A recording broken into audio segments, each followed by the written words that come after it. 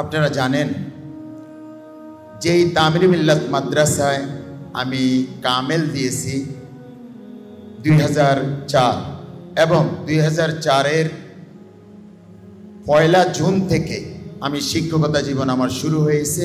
উত্তরাতে একটি মাদ্রাসায় 1 বছর ছিলাম। 2005 থেকে তামিরি মিল্লাতে আমার 1 মাস কম, কত বছর 1 মাস কম 20 বছর শিক্ষকতা আমি শেষ করেছি।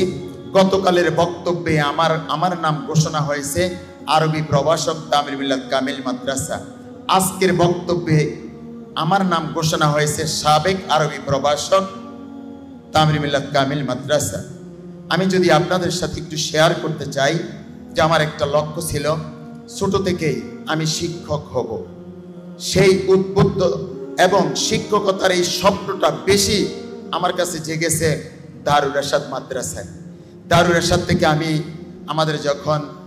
আমাদের শ্রদ্ধাভাজন মোহতামিম হুজুর সালমান শাহ হুজুরকে দেখতাম আর চিন্তা করতাম শুধুমাত্র যে হুজুর যেই কথাগুলি বলতেন, মনে ওই কথাগুলো এখনো হৃদয়ের মধ্যে ছড়ে আছে।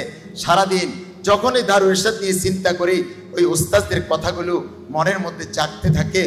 আমার তখনই চিন্তা যে দারুল ইরশাদ যে একটা আধুনিকতা নিয়ে দ্বীনি আমলের যে একটা সমন্বয় যে প্রতিষ্ঠানটা, এটাকে আমি লালন করতেছিলাম। আলহামদুলিল্লাহ, আমি মালিবাগ চৌধুরীপাড়া থেকে দাওরাদি শেষ করেছি, তামিরি মিল্লাত থেকে কামিল শেষ করেছি, দারুল ইহসান ইউনিভার্সিটি এবং এশিয়া ইউনিভার্সিটি মিলে অনার্স মাস্টার শেষ করেছি আলহামদুলিল্লাহ। এবং মালয়েশিয়াতে পিএইচডি শেষ করতে পারি নাই, আমি চলমান আলহামদুলিল্লাহ। আল্লাহ শুকরিয়া। আমার স্বপ্ন ছিল যে এমন যখন আমার একটি সন্তান মহান রব্বুল আলামিন দিলেন, এখানে উপস্থিত রয়েছে, তখন তামিরি মিল্লাতের আমার একজন উস্তাদ এখানে রয়েছেন, মহিবুর রহমান উস্তাদ, কয়েকজন উস্তাদ সহ আমরা পরামর্শ করলাম যে আমাদের সন্তানগুলোকে আমরা হাফেজ বানাবো, যে বয়স লস না করে যেন তারা কোরআনে হাফেজ হয়। এই লক্ষ্য নিয়ে যেখানেই আমরা যাই দেখি যে যেখানে যদি সাধারণ কিছু হিফজখানায় নিয়ে যাই, দেখি এখানে জেনারেল কোনো কিছুই নেই। তারা হাফেজ হবে 14 বছর, 13 বছর, 15 বছরে হাফেজ হয়, জেনারেল শূন্য থাকে। আমরা চিন্তা করলাম এমন কোনো হিফজখানা করা যায় কিনা যে হিফজখানার মধ্যে তাদের বয়স একদিনও লস হবে না, তাদের 10 থেকে 11 বছরের মধ্যে তাদের হিফজ সম্পূর্ণ হবে এবং যে তাদের জেনারেলটাও স্বাভাবিকভাবে থাকবে। সেই লক্ষ্য নিয়ে 2014-র শেষের দিকে আমরা 7 জন বাচ্চা নিয়ে আল হেরার সূচনা, কিন্তু কখনো প্রতিষ্ঠান এই ধরনের বড় আকারে করবো এই স্বপ্ন লালন করিনি। যেহেতু তামিরি মিল্লাত মাদ্রাসায় শিক্ষকতা করি, তামিরি মিল্লাত মাদ্রাসার পাশে প্রতিষ্ঠান করবে দুঃসাহস আমার না। তবে তখন চিন্তা করেছি এদেরকে নিয়ে যে এরাই 7 জন হাফেজ হবে এবং এই 7 জন নিয়ে প্রতিষ্ঠান শেষ হয়ে যাবে আলহামদুলিল্লাহ। আল্লাহ শুকরিয়া। এই 7 জন 6 মাস যেতে না যেতে এলাকার মানুষের মাঝে একটা প্রভাব পড়লো। এদের ব্যতিক্রমতা, এদের কোয়ালিটি দেখে একটা সারা জেগে গেল। পরের বছর 70-80 জন, এর পরের বছর 150, এর পরের বছর 300, 350 হয়ে গেল। কেমনে যে প্রতিষ্ঠান হয়েছে, ওয়াল্লাহি আমি কোনোদিন একটা ব্যানার, সাইনবোর্ড, একটা বিজ্ঞাপনও করি নাই। 300, 350 হয়েছে। কিভাবে হয়েছে তাও আমি জানি না। আমি কোথাও একটা প্রচারণা, কারণ তামিরি মিল্লাতের শিক্ষকতা করে পাশে কোনো প্রতিষ্ঠান করায় এই দুঃসাহস আমার নেই। এবং আমি কোনোদিন মাদ্রাসার সামনে মুখে মুখে সবাই আলহেরা জানে, কিন্তু কোথাও একটা কাগজেও লেখা ছিল না, এভাবে নাম দিই নাই। এমনি এমনি যখন প্রতিষ্ঠানটা হয়ে গেল, আত্মপ্রকাশ করেছি আলহেরা নাম দিয়ে, সাইনবোর্ড দিয়ে। যখন করোনাকালীন দীর্ঘ টাইম তামিরি মিল্লাত সব বন্ধ, বিভিন্ন, তখন আমিও একটু ফ্রি, এই অবস্থায় একের পর এক ব্রাঞ্চ করে 7টি ব্রাঞ্চ করে ফেললাম আলহামদুলিল্লাহ। সেই 7 জনের প্রতিষ্ঠান নিয়ে শুরু হয়েছে, এখন 7টি ব্রাঞ্চ, সর্বমোট প্রায় 3000 স্টুডেন্ট, 3000 ছাত্রছাত্রী এবং 250-এর উপরে শিক্ষক শিক্ষিকা রয়েছে আলহামদুলিল্লাহ। আল্লাহ রাব্বুল আলামিন শুকরিয়া। আমার উস্তাদদের দোয়া আমি মনে করি আল্লাহ রাব্বুল আলামিন, আমার কোনো যোগ্যতা নাই, আল্লাহ রাব্বুল আলামিন আমাদেরকে এই পর্যায়ে নিয়ে এসেছেন। আমি সেই আলহেরার লক্ষ্যটা ছিল যে তাদের জীবন থেকে একদিনও বয়স লস হবে না। আমরা আমাদের সম্মানিত অভিভাবকদেরকে বুঝাবো, আপনার হাফেজ বানানো আপনার উপর ফরজ নয়। যদি 10 থেকে 11 বছরের মধ্যে হাফেজ হয়ে যায়, তার বয়স লস না করে ক্লাস 5 লেভেল থাকতে, তাহলে হাফেজ বানান। আর না হলে তাকে কোনো আলিয়া মাদ্রাসা যদি পড়ান, আলিয়া মাদ্রাসার ক্লাস 6-7 নিয়ে যান, কয় মাদ্রাসা পড়ান, কয় মাদ্রাসা নিয়ে যান, মাদাইনা সাবে পড়াবেন, মাদাইনা সাবে নিয়ে যান। এই লক্ষ্যকে সামনে নিয়েই আল হেরা প্রতিষ্ঠিত হয়েছে। আলহামদুলিল্লাহ, আজকে আল হেরাগুলো হাফেজ হচ্ছে, 80% হাফেজ আমাদের যে লক্ষ্য নিয়ে আমরা প্রতিষ্ঠা করেছি।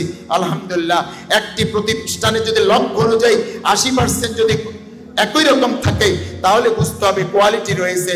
আমরা ইনশাআল্লাহ, আমি তামিরি মিল্লাত থেকে প্রিয় হয়েছি, আজকে সাবেক হয়েছি, অর্থাৎ আমি মনে করেছি যে আজকে এত বড় একটা পরিবার হয়ে গেছে, আমাকে ব্যাপক সময় দেওয়া দরকার, আমার বড় সাহিত্যের কাছে আমার উস্তাদদের দন্না দেওয়া দরকার, তাদের পিছনে যাওয়া দরকার, তাদের জুতা টানা দরকার, তাদের পিছনে একটু হেঁটে সোহবত নিয়ে আমাকে উচ্চতর কোনো প্রতিষ্ঠানের দিকে যাওয়া দরকার। আমার যে অভিজ্ঞতাটা হয়েছে, আজকে সারা বাংলাদেশের আলিয়া জগতের সর্বশ্রেষ্ঠ প্রতিষ্ঠান তামিরি মিল্লাত আজকে সরকার কর্তৃক স্বীকৃত, রেজাল্টের ক্ষেত্রে, সকল মানের ক্ষেত্রে আমরা দেখতে পাচ্ছি হাজার হাজার ছাত্র, আলিয়া জগতে লক্ষ লক্ষ ছাত্র, তারা আজকে বড় বড় ডাক্তার হচ্ছে, ইঞ্জিনিয়ার হচ্ছে, সচিব হচ্ছে। তবে আমরা দেখতে পাচ্ছি আগের মতো তারা আলেম উপহার দিতে পারতেছে না। আমরা চাচ্ছি যে এমন একটা কারিকুলামকে সামনে নিয়ে, এমন একটা সিস্টেমকে সামনে নিয়ে, যেই ছাত্রগুলো তাদের বয়স যেই দিন আলেম বা ইন্টার পরীক্ষা দেওয়ার বয়স, তার মধ্যে সে আলেম ইন্টার দিবে, অর্থাৎ ষষ্ঠতে আলেরা থেকে হাফেজ হিফ শেষ করবে, শুনানি করবে, সপ্তম, অষ্টম, নবম, দশম আলিম, ফার্স্ট ইয়ার, সেকেন্ড ইয়ার, 7 বছরের মধ্যে মাদানী নিসাব এবং কয় মাদ্রাসার বেফাকের সাথে সমন্বয় করে, আলিয়া মাদ্রাসার সাথে সমন্বয় করে 7 বছরের দাওরা হাদিস শেষ করার একটি সিস্টেম, আমি পরিকল্পনাকে সামনে নিয়ে অগ্রসর হচ্ছে। আমার এই পরিকল্পনা আমার বড়দের কাছে আমি নিয়ে যাব ইনশাল্লাহ। অনেকের কাছে নিয়ে গিয়েছি, আমাকে উদ্বুদ্ধ করেছে, আমি বড়দের কাছে পিছে পিছে করব ইনশাল্লাহ। তাদের পরিকল্পনা নিয়ে আমি দাওরা হাদিস পর্যন্ত এইভাবে সাজিয়ে নেব। আমি চাচ্ছি যে যেই দিন তারা আলেম দিবে, যেদিন তারা ইন্টার দিবে, এর মধ্যে তাদের দাওরা হাদিস তারা শেষ করবে এবং প্রত্যেকে কোরআনে হাফিজও থাকবে ইনশাআল্লাহ। এবং এরপরে দাওরা হাদিস শেষ করে এরা যদি ডুয়েটে যায়, বোর্ডে যায়, ঢাকা বিশ্ববিদ্যালয়ে যায়, মেডিকেলে যায়, বিশ্বের যে কোনো ইউনিভার্সিটি যায় না কেন, আমরা চাচ্ছি এই ফাকরিওয়ালাদেরকে, এই বিসওয়াকওয়ালাদেরকে, এই সুন্নতের আমল আখলাকওয়ালাদেরকে, এই জুব্বাওয়ালাদেরকে আমরা যেন ইউনিভার্সিটিতে পাঠাইতে পারি। আজকে অসংখ্য ছাত্র দেখছে আলিয়া থেকে যাচ্ছে, যখন তারা ঢাকা ভার্সিটিতে যায়, বিভিন্ন মেডিকেলে যায়, ডুয়েটে যায়, বোর্ডে যায়, তাদের আমল আখলাক থাকে না। আমরা চাচ্ছি তাদের মাঝে এমন আমল আখলাক, এমন ইখলাস, এমন তাকওয়া তৈরি করে দিয়ে আলেম বানিয়ে তারা বিশ্বের বিভিন্ন ইউনিভার্সিটিতে যাবে। এরা বিভিন্ন ধরনের সফটওয়্যার আবিষ্কার করবে, এরা বিভিন্ন ধরনের ইঞ্জিনিয়ারিং, ইন্টারন্যাশনাল মানে ইঞ্জিনিয়ার যেমন হবে, ইন্টারন্যাশনাল মানের তারা খতিব হবে, ইন্টারন্যাশনাল মানের একজন দায়ী হবে। এই ধরনের পরিকল্পনা নিয়ে আল হেরা জামিয়াতুল হেরা আল ইসলামিয়া নামে আমরা যে প্রতিষ্ঠানটি শুরু করতে যাচ্ছি, আমি সবচেয়ে আজকে গর্ববোধ করছি আমার সম্মানিত উস্তাদকে পেয়ে। আমি উস্তাদ নিজে বলেছি আমার প্রতিষ্ঠান দেখতে যাবে, আমি উস্তাদকে আমার ছোট যে বাচ্চাদের প্রতিষ্ঠানগুলি সব নিয়ে যাব এবং উস্তাদ সর্বদা আজকে এখানে আপনাদের সামনে দাঁড়িয়ে উস্তাদ বলবে যে আমার তো সরাসরি উস্তাদ, আমি উস্তাদে আমার পরামর্শ নিব, নিয়ে আমরা যেন জামিয়াতুল হেরা আল ইসলামের যে কারিকুলাম সাজিয়েছি সকল কিছু নিয়ে উস্তাদ আমাদের মুরব্বী হিসাবে থাকবেন, উস্তাদ আমাদের বক্তব্য বলবেন আশা করতেছি।